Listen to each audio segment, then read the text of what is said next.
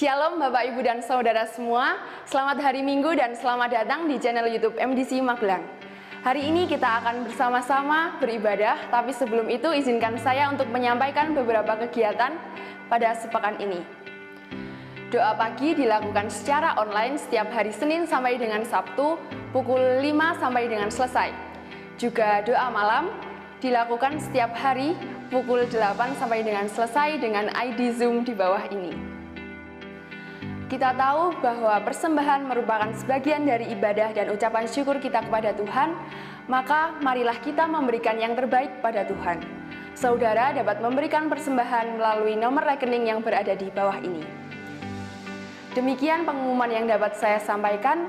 Tiba saatnya kita akan beribadah dan memuji Tuhan. Selamat beribadah. Haleluya, haleluya. Mari Bapak Ibu Saudara yang dikasihi oleh Tuhan, bersama-sama kita akan bersyukur kepada Tuhan Yesus, karena Yesus luar biasa baik dalam hidup kami. Haleluya.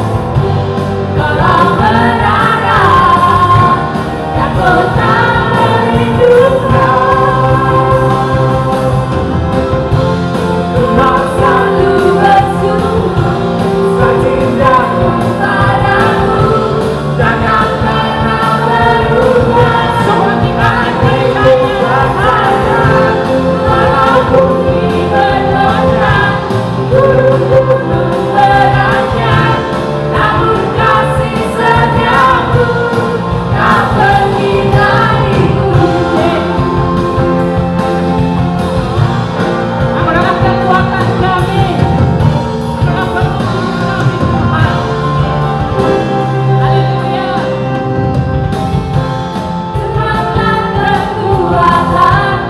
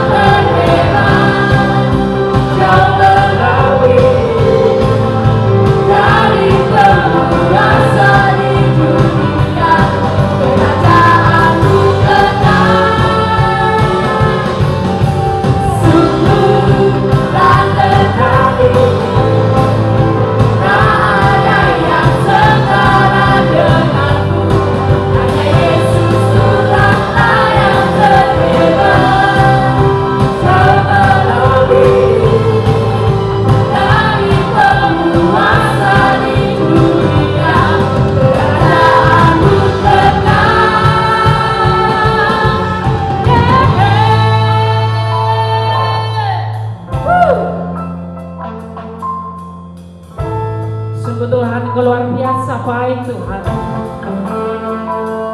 Haleluya.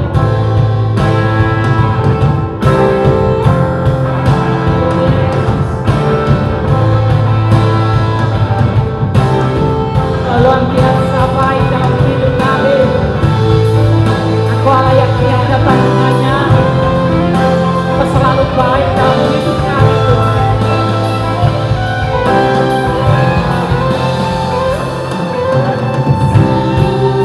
Tak tertandingi, tak ada yang setara denganmu.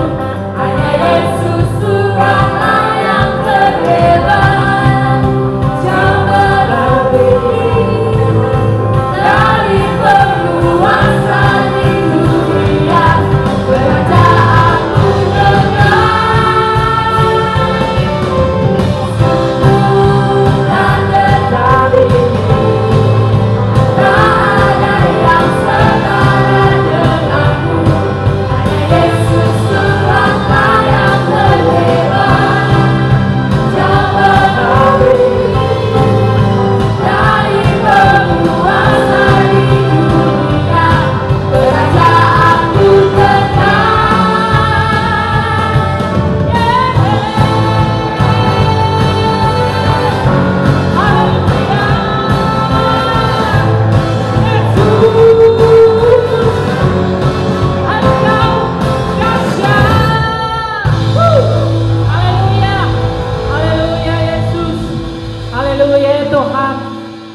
Haleluya ya Tuhan.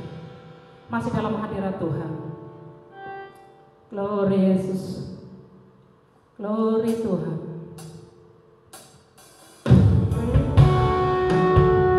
Sungguh banyak perkara yang sering kali terjadi dalam kehidupan kita. Rancangan Tuhan itu selalu indah di dalam hidup kita.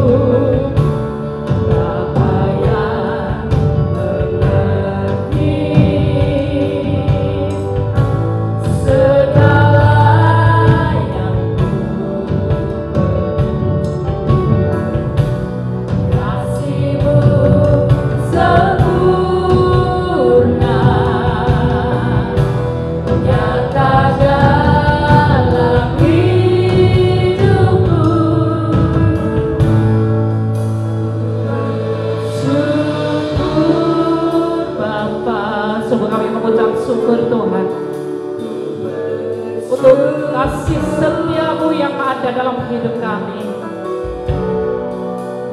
kasih setiamu di dalam hidupku.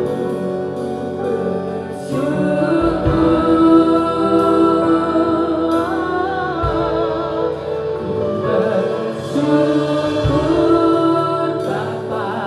Amin. Ku bersyukur Tuhan buat kasih setiamu di dalam hidup.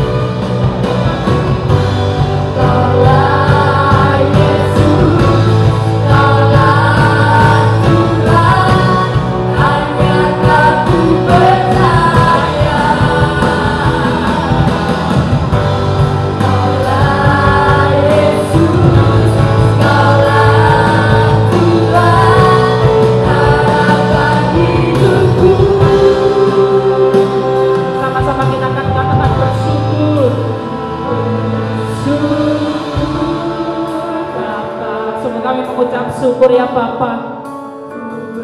Sungguh kasih setiamu ya Tuhan selalu ada di dalam kehidupan kami ya Bapa. Kasih setia. Amin.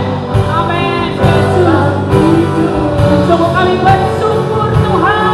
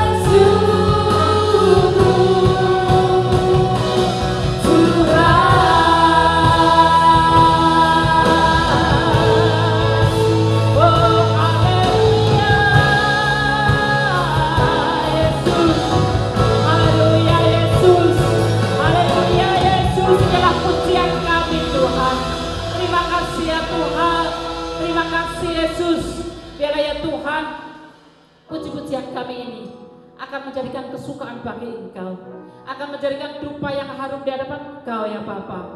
Terima kasih Tuhan Yesus untuk kebaikan-Mu. Terima kasih ya Tuhan untuk kesetiaan-Mu ya Tuhan. Di saat kami mengalami persoalan, permasalahan dalam hidup kami ya Tuhan, Engkau tetap ada, Engkau tetap setia di dalam hidup kami ya Bapa. Terima kasih Tuhan Yesus, terima kasih ya Bapa. Sebentar kami akan duduk diam. Kami akan dengar-dengaran akan kebenaran firman Tuhan ya Bapa. Urapi hamba-Mu Tuhan yang sudah Tuhan utus, yang Tuhan sudah percayakan untuk melayani jemaat Tuhan pada pagi hari ini ya Bapa. Biarlah pengurapan Allah, pengurapan Nabi itu boleh Tuhan nyatakan atas beliau ya Bapa. Biarlah mujizat demi mujizat boleh Tuhan nyatakan di saat firman Tuhan disampaikan ya Tuhan. Yang sakit boleh mengalami kesembuhan, yang mengalami beban berat Tuhan akan berikan kelepasan ya Bapa. Terima kasih Tuhan Yesus, terima kasih ya Bapa. Kami disiap diberkati firman Tuhan pada pagi hari ini. Di dalam nama Tuhan kami Yesus Kristus. Haleluya. Sama-sama katakan amin.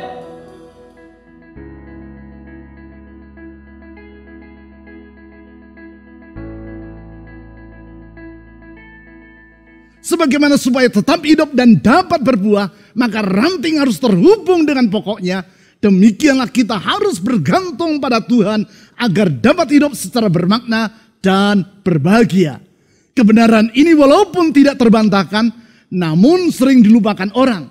Sebab ketika semuanya berjalan dengan lancar, orang cenderung lupa bahwa ia memerlukan Tuhan. Sebagai akibat, ia lalai untuk memelihara relasinya dengan Tuhan. Dan alhasil kebugaran rohani yang menjadi merosot dan kebahagiaan meninggalkan kehidupannya. Karena itu acap kali saya berkata, orang sering lupa bahwa dirinya punya kepala sampai kepalanya terbentur tembok. Di saat itu barulah ia akan sadar dan berkata, oh ternyata saya punya kepala. Orang cenderung lupa bahwa dirinya punya gigi sampai ia mengalami sakit gigi. Ketika itu barulah ia akan ingat dan berkata, oh ternyata saya punya gigi.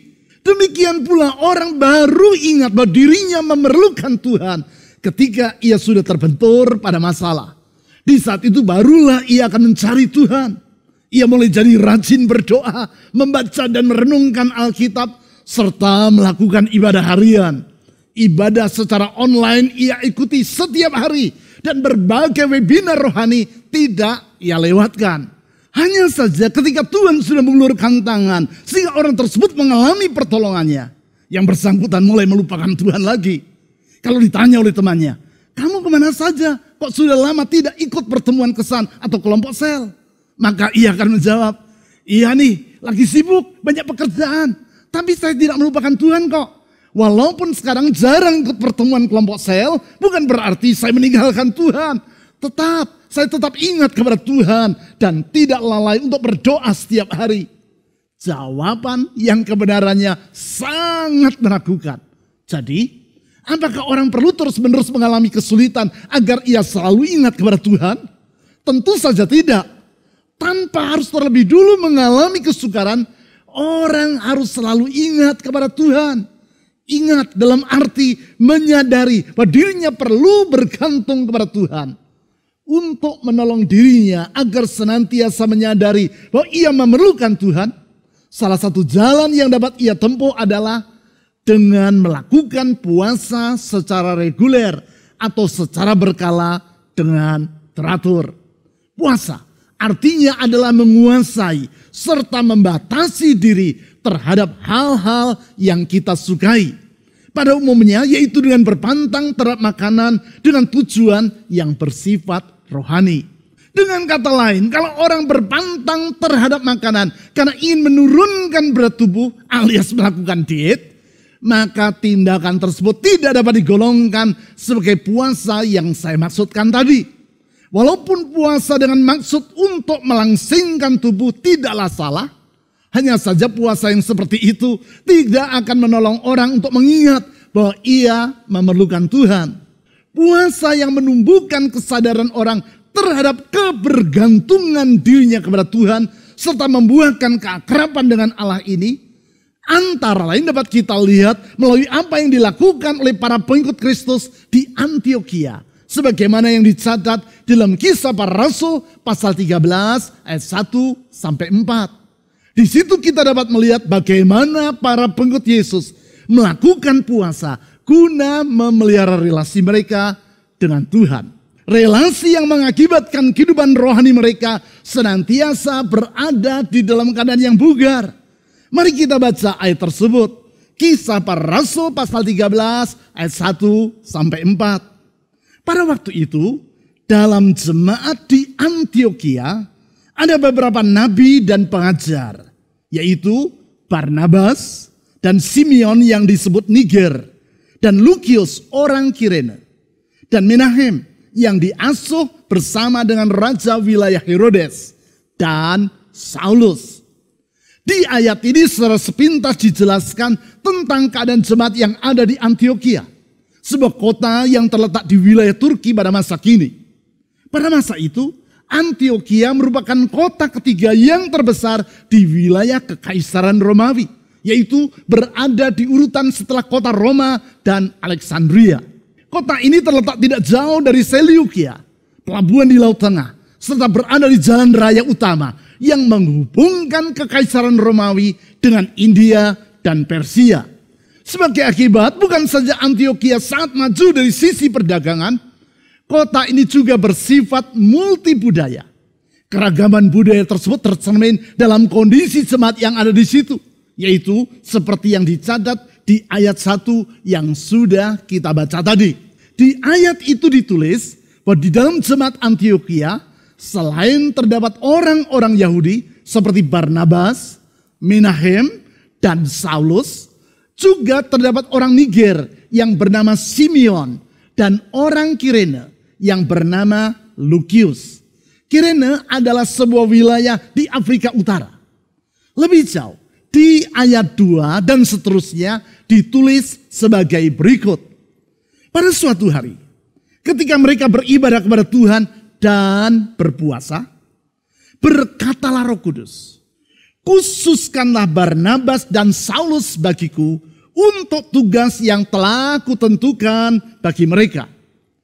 Maka berpuasa dan berdoalah mereka. Dan setelah meletakkan tangan ke atas kedua orang itu, mereka membiarkan keduanya pergi. Oleh karena disuruh Roh Kudus, Barnabas dan Saulus berangkat ke Seleukia. Dan dari situ mereka berlayar ke Siprus.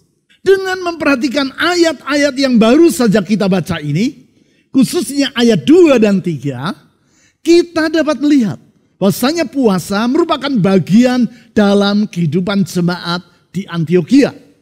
Dari situ kita dapat melihat pentingnya berpuasa secara reguler atau secara berkala dan teratur bagi para pengikut Kristus. Setidaknya ada 3 alasan mengapa berpuasa secara reguler adalah penting. Ketiga alasan tersebut adalah yang pertama, yaitu karena puasa merupakan bagian dari ibadah kepada Tuhan. Saya ulang, yang pertama yaitu karena puasa merupakan bagian dari ibadah kepada Tuhan. Memang di dalam Alkitab ditulis tentang berbagai alasan mengapa orang berpuasa. Di antaranya yaitu sebagai ungkapan pertobatan di hadapan Allah. Sebagai contoh adalah puasa yang dilakukan oleh penduduk Niniwe sebagai tanda pertobatan mereka di hadapan Allah. Hal ini dicatat di dalam Yunus pasal 3 ayat 4 sampai 10. Selain itu, puasa dapat juga merupakan ungkapan permohonan pertolongan kepada Tuhan, yaitu karena orang sedang menghadapi masalah yang sangat mendesak. Hal itulah yang dilakukan oleh orang-orang Yahudi di Persia atas permintaan Ester. Karena mereka sedang menghadapi bahaya karena niat jahat dari Haman yang bermaksud untuk memunahkan mereka. Hal itu dicatat di dalam Ester pasal 4 ayat 15 sampai 16. Namun tidak semua puasa adalah untuk menyatakan pertobatan ataupun karena orang sedang menghadapi situasi yang sangat mendesak.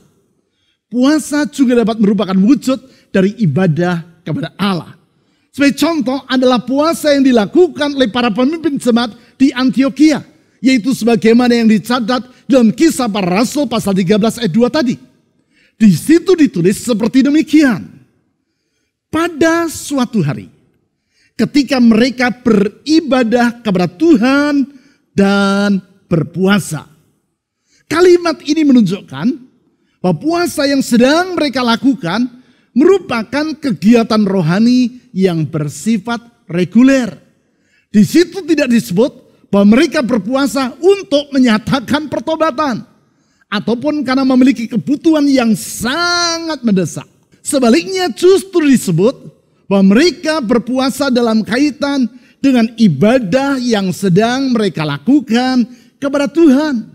Sehingga kita dapat menyimpulkan bahwasanya puasa yang mereka lakukan pada hari itu adalah sebagai bagian dari ibadah mereka kepada Allah. Memang salah satu tujuan orang dalam berpuasa adalah untuk beribadah kepada Tuhan.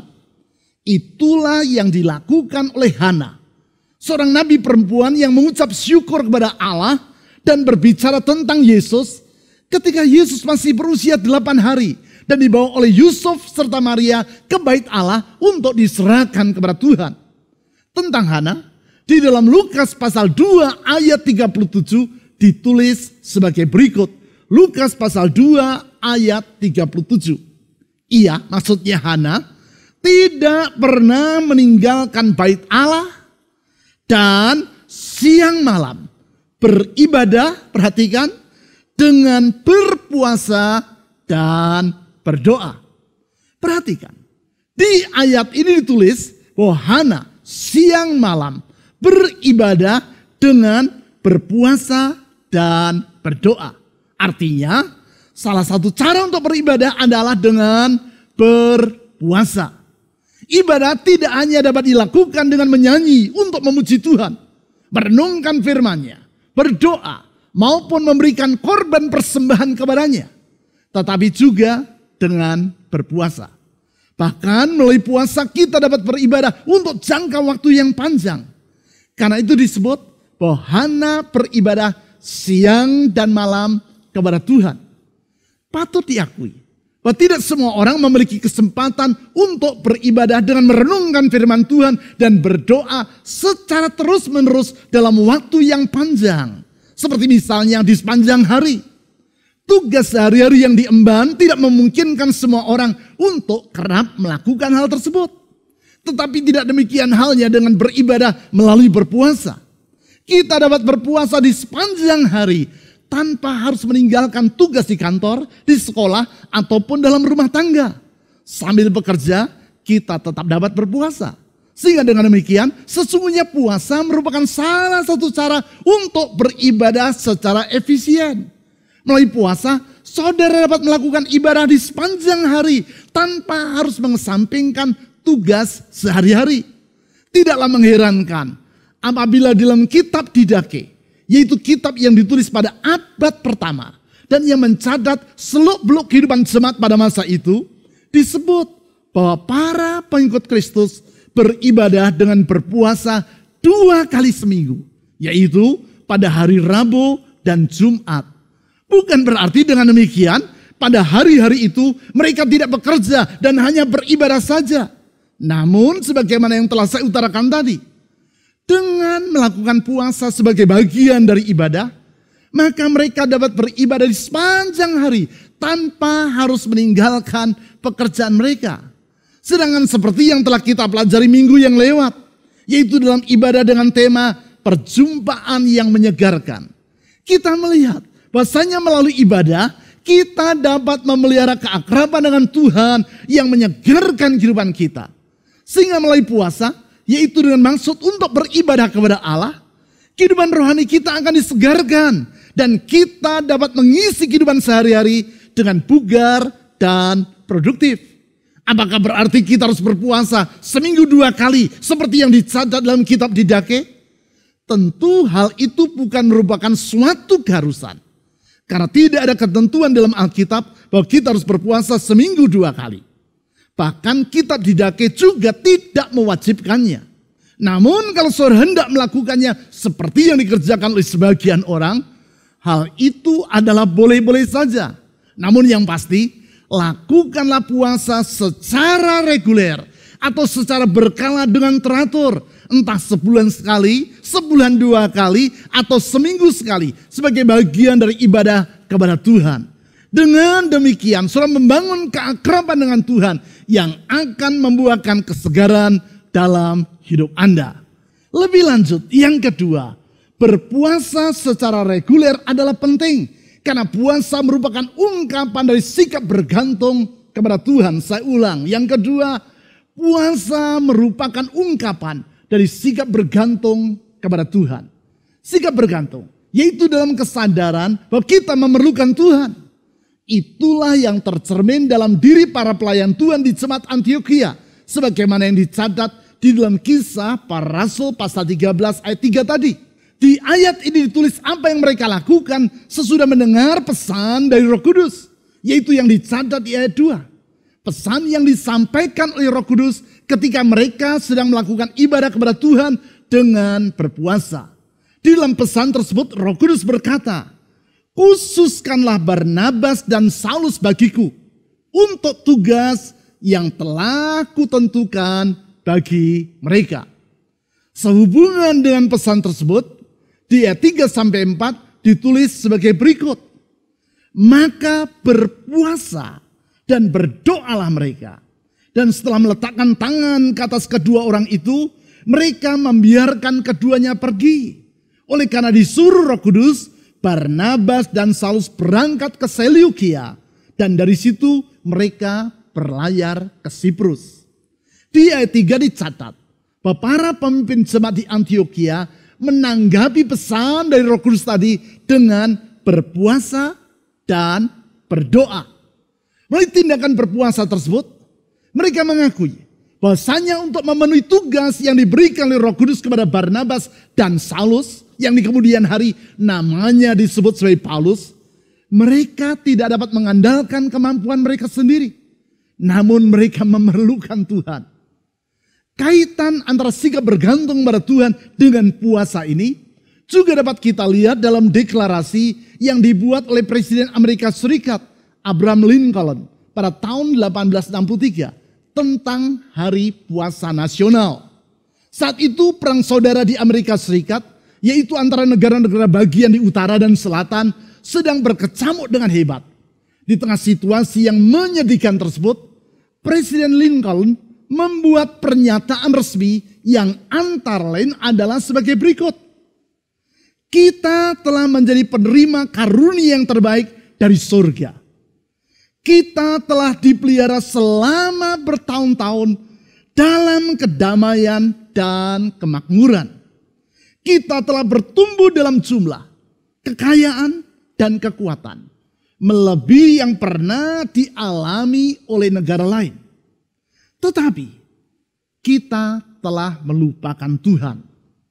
Sekarang, oleh sebab itu, saya melalui pernyataan saya ini menetapkan dan mengkhususkan hari Kamis 30 April tahun 1863 sebagai hari merendahkan diri, berpuasa, dan berdoa secara nasional. Bukankah pengakuan seperti yang dideklarasikan oleh Presiden Lincoln ini, yaitu bahwasanya kita tidak boleh melupakan Tuhan, harus selalu mewarnai kehidupan kita? Kesadaran yang membuat kita merasa perlu untuk selalu bergantung kepada Tuhan di setiap keadaan. Bukan hanya di masa krisis, tetapi juga di masa kelimpahan. Sikap bergantung kepada Tuhan yang diungkapkan melalui berpuasa. Memang, puasa akan menolong orang untuk membangun kesadaran dirinya tentang pentingnya untuk hidup bergantung pada Tuhan. Sebab di saat berpantang terhadap makanan dan minuman, maka secara alamiah rasa lapar dan haus akan kita alami. Di saat itu kita akan sadar bahwa kita memerlukan makanan dan minuman agar dapat tetap hidup dan berkarya secara produktif. Kesadaran yang juga mengingatkan kita bahwa sesungguhnya sama seperti kita memerlukan makanan dan minuman, demikianlah kita memerlukan Tuhan. Karena kesadaran ini berjalan seiring dengan puasa yang kita lakukan, maka ingatan tentang pentingnya untuk hidup bergantung kepada Tuhan akan memenuhi hati kita di sepanjang hari, yaitu saat kita sedang berpuasa. Dengan kata lain, melalui tindakan menguasai diri terhadap keinginan makan dan minum atau berpuasa tersebut, kita akan ditolong untuk menyadari betapa kita memerlukan relasi yang akrab dengan Tuhan. Relasi yang membuahkan kebugaran dan kebahagiaan dalam hidup kita. Sekarang yang ketiga, berpuasa secara reguler adalah penting. Karena puasa merupakan cerminan dari sikap rendah hati di hadapan Tuhan. Saya ulang, mengapa puasa secara reguler adalah penting? Alasan yang ketiga, karena puasa merupakan cerminan dari sikap rendah hati di hadapan Tuhan. Kerendahan hati yaitu karena kita menyadari bahwa kita tidak dapat hidup dengan mengandalkan kemampuan kita sendiri. Sama seperti kita tidak dapat bertahan hidup bila tidak memperoleh asupan makanan dan minuman. Demikianlah kita tidak akan dapat hidup secara produktif tanpa pertolongan Tuhan. Itu sebabnya seperti yang dicatat dalam Kisah Para Rasul pasal 13 ayat 2-3 tadi.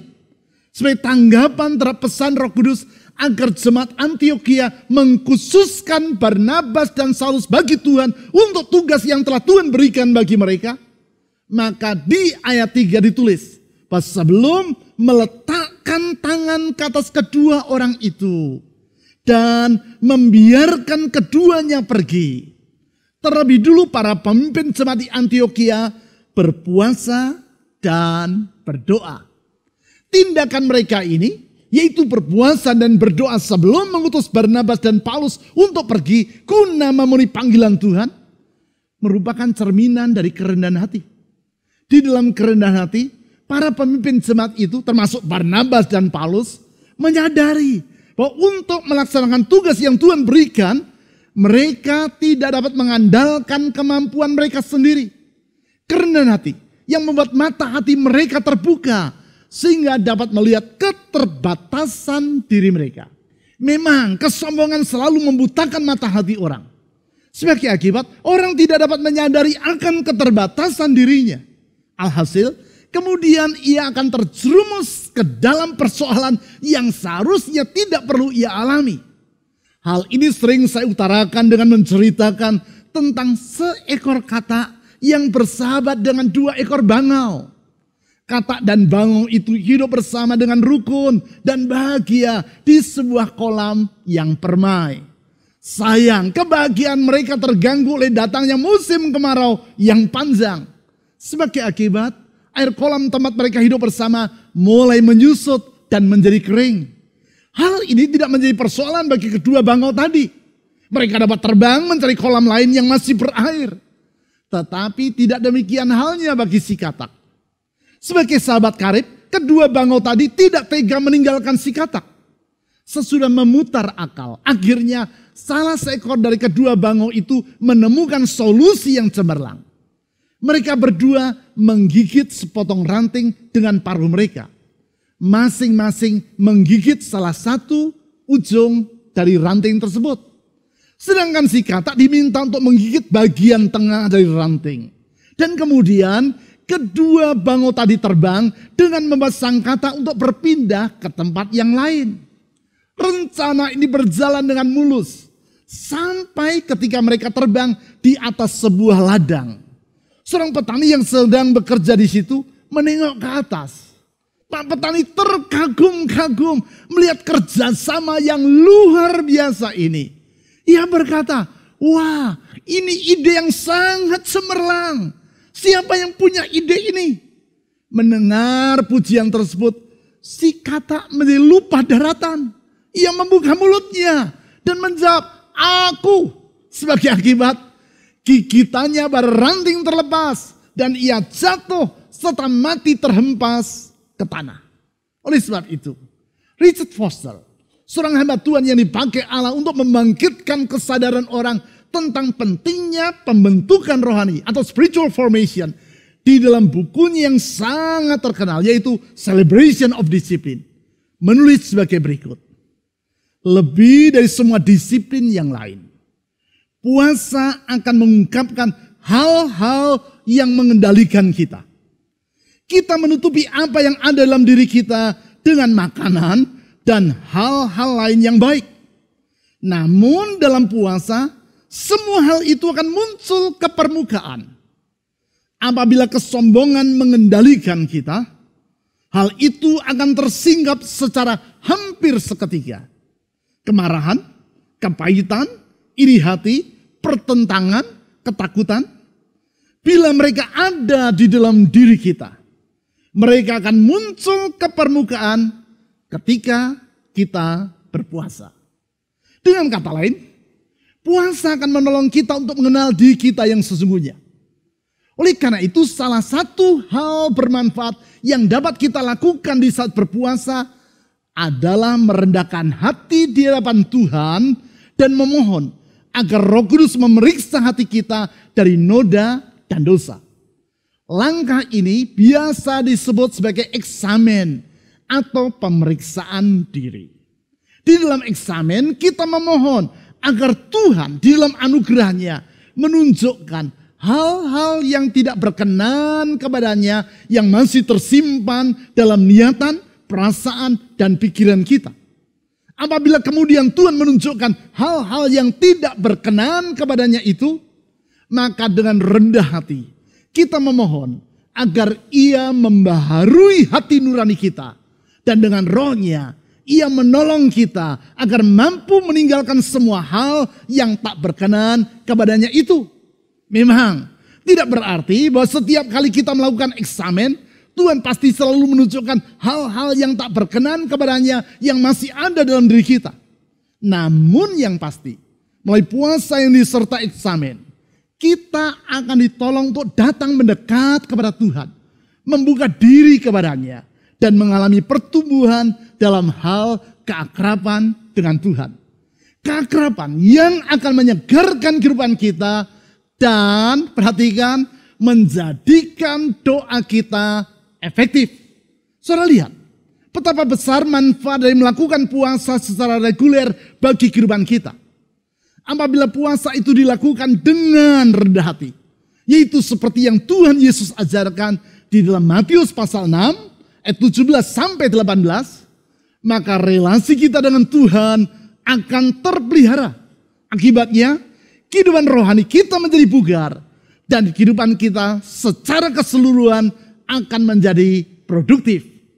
Kalau saudara menyadari pentingnya untuk melakukan puasa secara reguler, utarakan hal tersebut pada kolom komen di YouTube channel ini. Tulislah kalimat, dengan berpuasa, hidup rohaniku akan menjadi bugar dan kehidupanku akan menjadi produktif. Atau kalimat lain, yang mengutarakan keyakinan saudara tentang pentingnya puasa untuk memelihara relasi Anda dengan Tuhan. Sejak awal bulan yang lalu, di dalam ibadah Connexus, kita telah mempelajari 5 hal yang perlu kita lakukan secara berkala untuk menjaga kesegaran rohani kita. Kelima hal tersebut adalah, yang pertama, waktu hening atau silence and solitude. Itulah waktu yang berkualitas bersama Tuhan. Yang kedua, yaitu merenungkan firman Tuhan. Kita melakukannya dengan 4 langkah atau 4 R, yaitu read, reflect, respond, dan rest. Yang ketiga, yaitu doa yang membawa keakraban dengan Tuhan. Itulah doa yang bukan bersifat basa-basi, namun merupakan komunikasi 2 arah. Di antaranya kita belajar untuk berdoa dengan tuntunan Alkitab, silent prayer, dan doa 1 kalimat. Yang keempat, minggu yang lalu, kita telah belajar tentang pentingnya melakukan ibadah harian. Hari ini, kita belajar hal yang kelima, yaitu puasa. Semua itu kita pelajari bukan sekadar untuk menambah pengetahuan, namun untuk kita praktikkan dalam kehidupan sehari-hari. Sebab sama seperti halnya dengan berolahraga. Pengetahuan tentang pentingnya untuk berolahraga tidak akan dengan sendirinya membuat tubuh kita menjadi bugar. Hanya dengan mempraktikannya, yaitu dengan benar-benar berolahraga secara teratur, barulah tubuh kita akan menjadi sehat. Karena itu praktikkan kelima hal yang telah kita pelajari tadi dalam kehidupan saudara. Mungkin ada di antara saudara yang berkata, tetapi Pak, kesehatan jasmani saya tidak memungkinkan diri saya untuk berpuasa. Apakah saya harus tetap berpuasa? Apabila saudara telah mengikuti kelompok pemberitaan dasar kekristenan, tentu saudara ingat bahwa dalam buku Pola Hidup dalam Kerajaan Allah yang saya tulis ini, saya telah menjelaskan tentang 3 pola dari puasa. Yang pertama, puasa biasa atau puasa normal, di mana kita tidak makan selama beberapa hari dan hanya minum air secara terbatas. Yang kedua, puasa total, di mana kita tidak makan dan minum apapun juga di sepanjang hari, yaitu dari pagi sampai petang. Yang ketiga, puasa terbatas, yaitu kita berpantang terhadap makanan tertentu yang menjadi kesukaan kita. Sebagai contoh, saudara suka makan daging, maka selama berpuasa secara terbatas, saudara tidak mengkonsumsi daging. Jangan sebaliknya, seperti misalnya, saudara tidak suka makan kacang panjang. Dan dalam melakukan puasa terbatas, saudara berpantang terhadap kacang panjang. Itu bukan puasa terbatas, tetapi pura-pura berpuasa. Seperti yang telah saya kemukakan di awal tadi. Puasa artinya adalah menguasai diri dan berpantang terhadap hal-hal yang kita sukai. Menguasai diri dengan berpantang terhadap hal-hal yang kita gemari, apalagi yang cenderung telah membuat kita mengalami ketergantungan. Itu sebabnya di samping puasa terhadap makanan dan minuman, saudara juga dapat berpuasa terhadap hal-hal yang lain. Seperti misalnya puasa terhadap media sosial, di mana untuk jangka waktu tertentu, entah selama 1 atau beberapa hari, Anda tidak menggunakan Facebook, Instagram, atau sejenisnya. Sekali lagi, tentu hal ini berlaku untuk saudara yang gemar menggunakan sosial media. Bukan untuk saudara yang tidak mengenal Facebook, Instagram, TikTok, dan sejenisnya. Saudara juga dapat berpuasa dari televisi atau telepon, yaitu dengan mematikan handphone selama setengah hari atau lebih. Cobalah, saudara tidak membaca WhatsApp selama beberapa hari. Saudara akan melihat bahwa ternyata tanpa saudara terhubung dengan WhatsApp, dunia masih berputar. Mungkin saudara bertanya, kalau pekerjaan saya mengharuskan saya menggunakan telepon, lalu bagaimana Pak? Mudah. Jangan membuka handphone di setiap saat. Bukalah setiap 2-4 jam sekali. Jangan membuka WhatsApp dari grup-grup WA yang tidak penting. Dan masih banyak cara lain untuk mensiasati hal itu. Yang penting, praktikkan puasa media sosial dan handphone, saudara akan dapat melihat betapa selama ini kita telah mengalami ketergantungan yang luar biasa terhadap handphone. Tidak berkomunikasi dengan Tuhan selama berhari-hari, kita merasa biasa-biasa saja. Namun begitu berpisah dari handphone selama beberapa menit saja, kita sudah merasa gelisah. Hal lain lagi yang dapat saudara lakukan adalah puasa bicara. Bukan tidak berbicara dengan seseorang karena merasa jengkel kepadanya. Bukan itu yang saya maksudkan. Tetapi puasa bicara kepada siapapun selama setengah hari atau lebih. Dan waktu yang ada saudara gunakan untuk berbicara kepada Tuhan. Dan terlebih lagi yaitu mendengar dia berbicara kepada saudara. Saya dapati bahwa bagi saya puasa berbicara, baik berbicara secara lisan, berbicara melalui SMS, WhatsApp, email, serta tidak menyentuh handphone dan komputer secara berkala sangat menyegarkan diri saya. Sekali lagi, praktikkan langkah-langkah yang telah saya jelaskan tadi. Saudara akan melihat bagaimana hal tersebut akan merevolusi kehidupan saudara. Lakukan puasa secara reguler, entah seminggu sekali, 2 minggu sekali, atau sebulan sekali dalam berbagai pola serta bentuk yang telah saya uraikan secara singkat tadi. Saudara akan melihat dampaknya terhadap keakraban saudara dengan Tuhan. Keakraban yang mengakibatkan hidup saudara menjadi sangat produktif. Perlu saudara sadari, apabila saat ini Injil tersebar ke seluruh dunia dan sepertiga penduduk dunia menjadi pengikut Kristus. Hal tersebut tidak terlepas dari apa yang terjadi di jemaat Antiokhia yang telah kita baca dalam Kisah Para Rasul pasal 13 ayat 1-4 tadi. Langkah yang nampaknya sederhana yang dilakukan oleh Barnabas, Paulus, dan teman-teman sepelayanan mereka di sana, yaitu dengan beribadah kepada Allah melalui puasa. Puasa yang bersumber dari sikap bergantung kepada Tuhan dan sikap rendah hati di hadapannya. Oleh anugerah Tuhan telah mengakibatkan dampak yang sedemikian besar terhadap sejarah dunia pada hari ini. Sekarang mari kita berdoa memohon anugerah Tuhan agar kita dapat mempraktikkan 5 hal yang telah saya uraikan sejak bulan yang lalu. Mulai dari waktu hening atau silence and solitude sampai dengan puasa ini secara teratur. Kita bersyukur kepada Tuhan Yesus karena oleh anugerah dan pengorbanannya di kayu salib, relasi kita dengan dirinya dipulihkan. Kita berdoa agar ia menolong kita untuk memelihara relasi tersebut. Kita memohon agar oleh penyertaan dan tuntunan rohnya, kita dimampukan untuk melewati setiap waktu dengan hidup yang berkemenangan. Mari kita berdoa. Tuhan Yesus, kami bersyukur untuk anugerah-Mu yang besar, yang Kau tunjukkan melalui pengorbanan-Mu sampai mati di kayu salib. Melaluinya Engkau menebus kami dari kehidupan yang kelam dan masa depan yang porak-poranda. Engkau memperdamaikan kami kembali dengan diri-Mu. Memulihkan relasi kami dengan diri-Mu. Sehingga kami memiliki jaminan untuk hari esok yang indah. Dan kehidupan yang penuh dengan makna di masa kini. Tuhan Yesus, tolong kami. Oleh Roh Kudus-Mu. Sehingga kami mampu menjaga serta memelihara relasi tersebut. Tuntun dan sertai kami.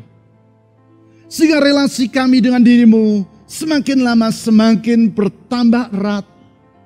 Relasi kami dengan diri-Mu semakin hari semakin bertambah akrab. Sehingga hidup kami menyenangkan hati-Mu, memuliakan diri-Mu, berbuah serta produktif. Bermakna dan tidak sia-sia. Tolong kami ya Tuhan, untuk selalu menyadari betapa kami memerlukan Engkau. Sebab di luar Engkau kami tidak dapat berbuat apa-apa. Hanya di dalam Engkau kami dapat hidup berbuah-buah. Hanya di dalam Engkau kami dapat hidup secara tidak sia-sia. Tuhan tolong kami. Karena kami sadar, bukan karena kemampuan kami, bukan karena kesanggupan kami, tetapi hanya karena pertolongan-Mu dan oleh anugerah-Mu. Dengan mengandalkan anugerah-Mu, dengan mengandalkan kesetiaan-Mu, saya berdoa untuk semua orang yang sedang memanggil nama-Mu, berseru memohon pertolongan-Mu. Ulurkan tangan-Mu yang penuh dengan kuasa dan kasih itu.